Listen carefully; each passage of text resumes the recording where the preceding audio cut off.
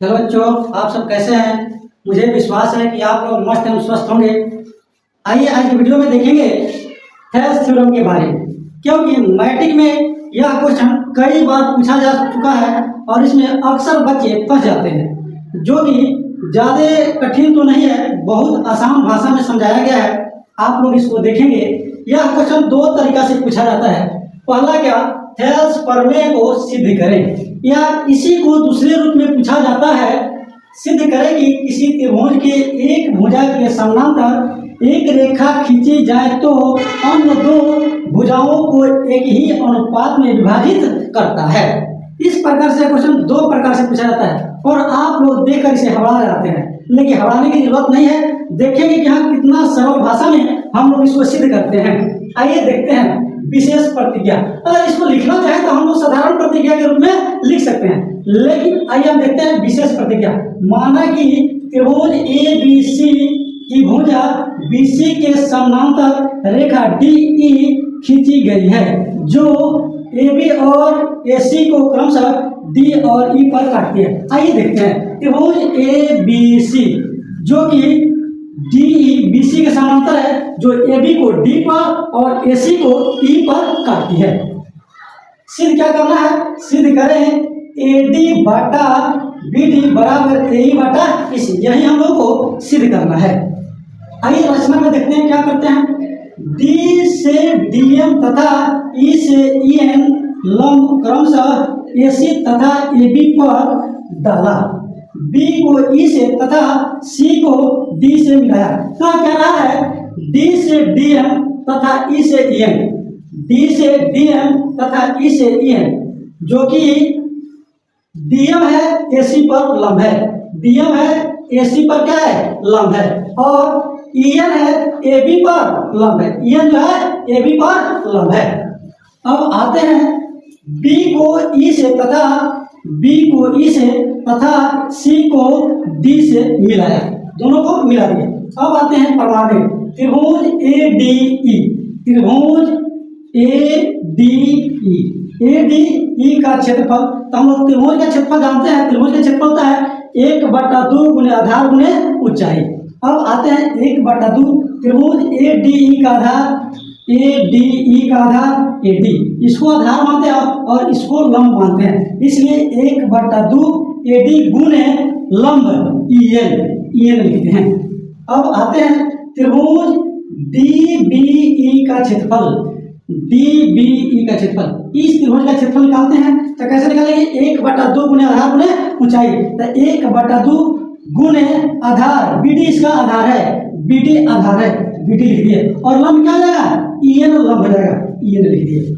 इसलिए त्रिभुज ADE का क्षेत्रफल बटा त्रिभुज DBE का क्षेत्रफल निकालते हैं तो निकालते हैं 1/2 गुणे AD गुणे EN बटा 1/2 गुणे BD गुणे EN। क्या करेंगे, 1/2 से 1/2 कटा देंगे, EN से EN कटा देंगे, क्या बचेगा, AD बटा BD, AD बटा BD, समीकरण 1 मानेंगे।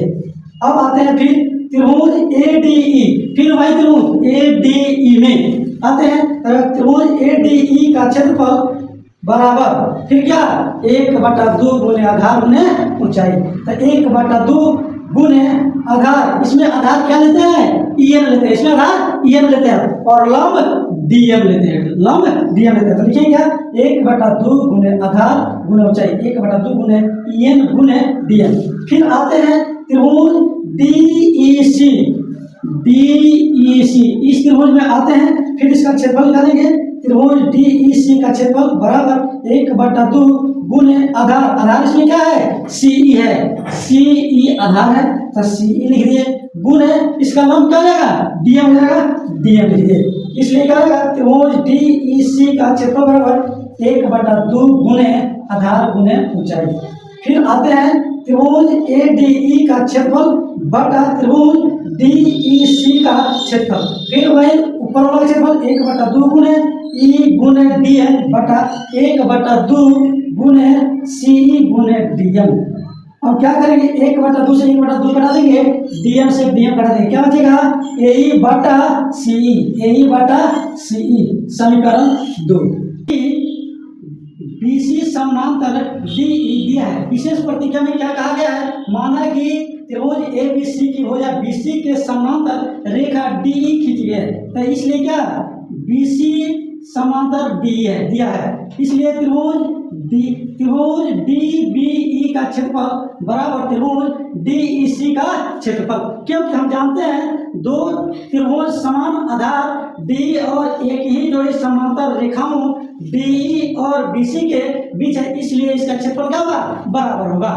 अर्थात एरिया त्रिभुज ADE बटा एरिया त्रिभुज DBE इक्वल टू एरिया त्रिभुज ADE बटा एरिया त्रिभुज DEC। यानी कि हम जानते हैं जब दो त्रिभुजों का क्षेत्रफल बराबर हो तो उनके भुजाओं का अनुपात भी बराबर होता है। इसलिए समीकरण 1 और समीकरण 2 से, समीकरण 1 में दिया है AD बटा DB और समीकरण 2 में दिया है AE बटा CE, इसलिए हमारा समीकरण क्या हो गया, इसलिए समीकरण 1 और समीकरण 2 से, समीकरण 1 में AD बटा DB और समीकरण 2 में दिया है AE बटा C। समीकरण 1 और समीकरण 2 से लिखते हैं AD बटा DB और AE बटा EC। इस प्रकार यह थ्योरम प्रूव्ड हुआ। इस प्रकार आप लोग हमारे चैनल में बने रहे, इसके अगले थ्योरम में बताएंगे थेल्स थ्योरम का विलोम सिद्ध किया जाएगा और उसमें दिखाया जाएगा कि हाँ थेल्स का विलोम कैसे सिद्ध होता है। क्योंकि यह दोनों क्वेश्चन मैट्रिक के एग्जाम के लिए VVI क्वेश्चन होता है, क्योंकि यह प्रत्येक साल क्वेश्चन दोनों में से कोई एक पूछा जाता है।